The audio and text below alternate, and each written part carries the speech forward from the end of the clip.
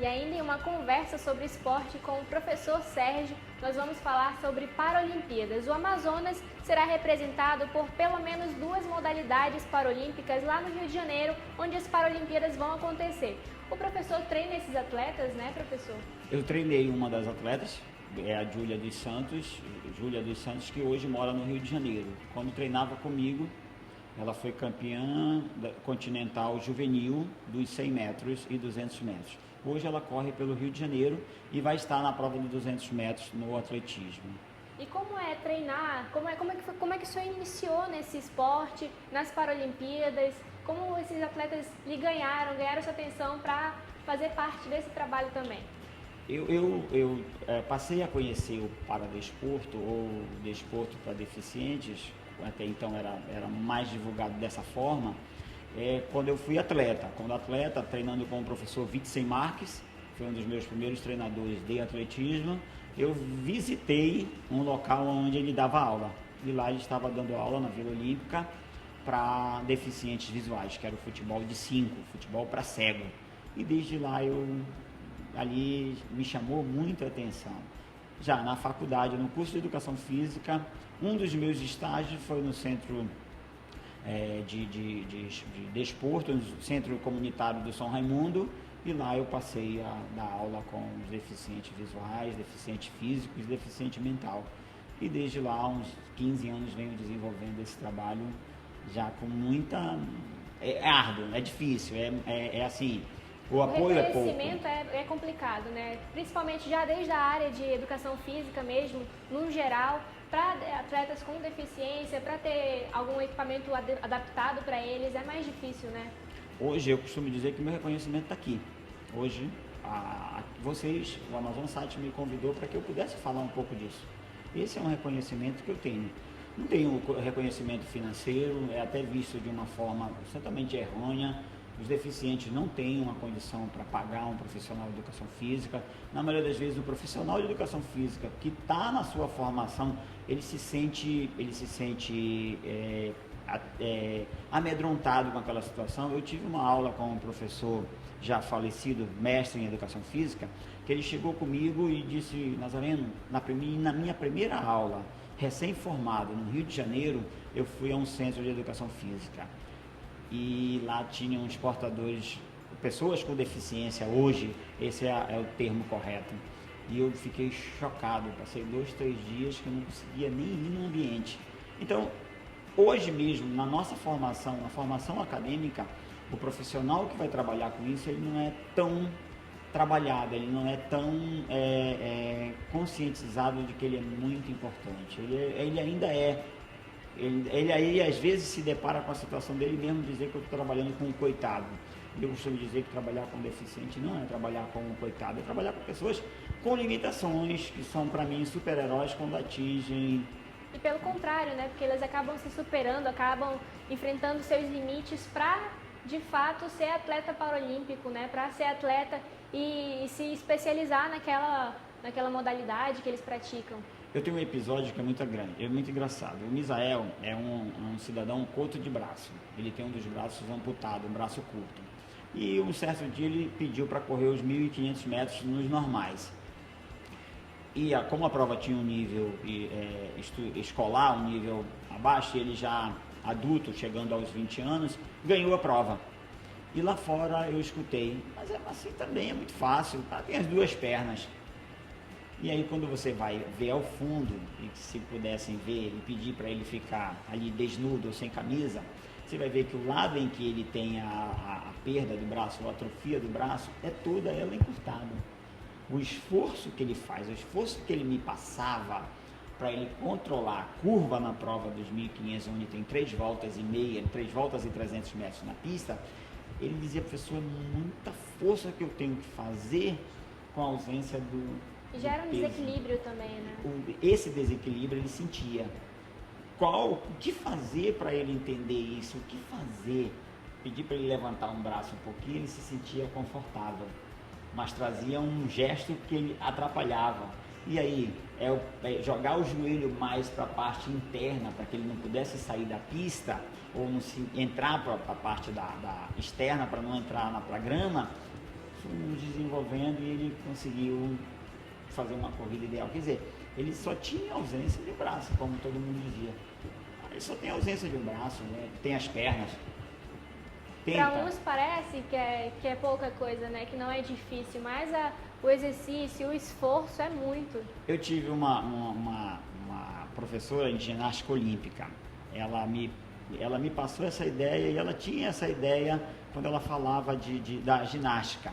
E eu vendo aquela aula, eu tentei levar ela, o que ela estava me passando para a atividade motora de um deficiente. Então eu tolhia o meu braço. Eu colocava os braços para trás, preso, e corria.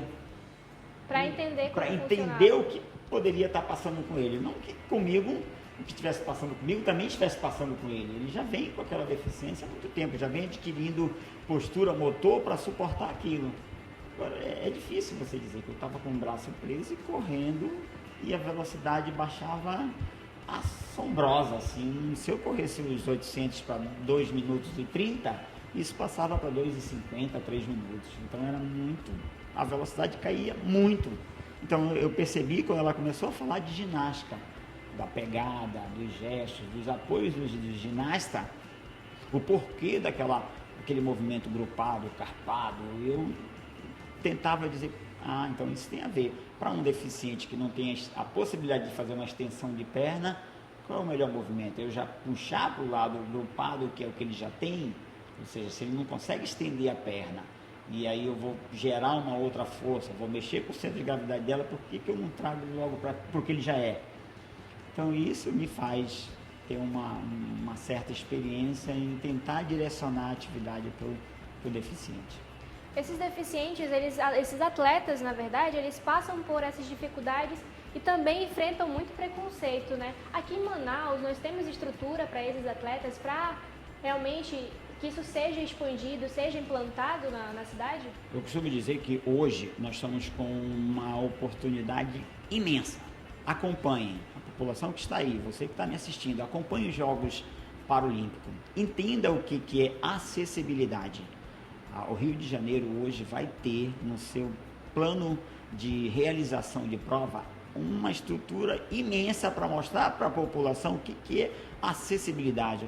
Quando você no seu carro sobe uma calçada e não tem ideia que ali pode passar um deficiente, ele vai chocar com a bengala dele, um cego ele vai bater, um cadeirante não vai ter como descer uma calçada que teria que ter aí em média uma altura de 45 centímetros para ele descer, 20 centímetros, e uma rampa, é difícil você entender. Você pega um atleta que usa a sua cadeira de roda, ele tem 1001 manobras, ele treina 1001 manobras para ele atingir uma melhor condução para a sua cadeira.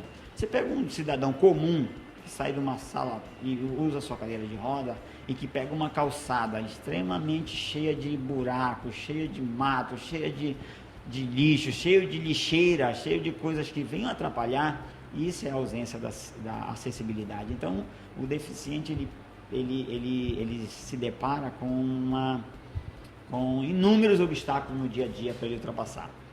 Eu tenho um aluno, que é o professor Wallace, que é deficiente visual também, é cego total. Ele anda com uma bengala como se fosse um cidadão comum, numa velocidade imensa, e um excelente professor de orientação e mobilidade, principalmente para uso de bengala, que é uma matéria que teria que ter na faculdade para estar passando para os profissionais para que eles possam ir lá e ensinar para o deficiente, para o garoto que vai ser cego, que foi acometido de um acidente, ficou cego, para um que já nasceu com a cegueira, como se portar. Mas aí o garoto aprende que a calçada teria que ter 2 metros de largura, 1,20 m de... É uma realidade que nós não temos, né? Eles não vão encontrar isso, vão encontrar uma lixeira no meio do caminho e vão bater. Eles vão encontrar um cidadão que não é ensinado na escola, que ele vai ter que dizer assim, olha, quando você vê um cego que queira atravessar a rua, dá orientação verbal, não precisa apontar, não precisa dizer que é ali, orienta para ele que ele 2 passos à direita, 2 passos à frente, para a esquerda, para a direita, vai em frente, que ele vai entender, ele tem essa capacidade e vai atravessar uma rua. Quando na verdade às vezes ele chega com uma inúmera gama de informação e o O cego, no caso, deficiente visual, não consegue. Tem um episódio que é muito engraçado. Uma moça, em frente à Vila Olímpica, se depara com um aluno meu. Que treina comigo. E ele pergunta onde que fica a Ambev. Ele estava na Vila Olímpica. E ela cheia de informação. Mas ela informou tudo. Mas ela falou tudo como se fosse para um vidente. Para quem enxerga. Ela falou, só vai descer aqui a Pedro Teixeira. À direita tem o centro de identificação. À esquerda tem um sambódromo. Mais à frente tem a Arena da Amazonas. Mais à frente... Ela simplesmente não fez... Não poderia identificar os locais, né? Simplesmente ela não fez o principal, que mais queria. O senhor sobe essa calçada, vai o tempo todo em frente, vai atravessar uma rua, outra, à esquerda, o senhor segue para Ambev. Ele não ia enxergar onde é que é a linha. É uma dificuldade de orientação que as próprias pessoas não conseguem passar para quem necessita, né? Para os deficientes visuais, para um surdo, mudo. Tem essa dificuldade. É uma dificuldade muito grande. A gente tem ali, eu não tenho tanto conhecimento de Libras, tento identificar muito pela leitura dos lábios do deficiente auditivo. A professora Graça e o professor Edson, que são apaixonados por essa área, informam de uma forma tão grande. Mas eu estou tentando fazer com que as minhas filhas, duas pequenas, tentem conversar com aquele aluno meu, aquele aluno que faz aula comigo, que é deficiente auditivo. E aí eu já estou tentando fazer com que elas entendam. Elas já conseguem, com as mãozinhas ali, se comunicarem com eles. E os atletas que estão competindo, que estão se preparando, na verdade, das modalidades daqui de Manaus, para competir nas Paralimpíadas, como que eles foram se preparando aqui? Que dificuldades eles enfrentaram para conseguir, quem sabe, trazer uma medalha para Manaus, né? Hoje eu tenho mais contato com a Júlia, que treina no Rio de Janeiro, e hoje, ao sábado que passou, ela foi comunicada pelo Comitê Paralímpico Brasileiro que ela estaria convocada para a prova dos 200 metros. Essa é a única certeza do morador do Amazonas, que era daqui e que hoje mora no Rio de Janeiro e que vai competir na Paralimpíada. E a outra é uma professora de educação física, por sinal foi minha estagiária, e hoje eu aqui não recordo o nome, mas ela faz parte da equipe de vôlei sentado.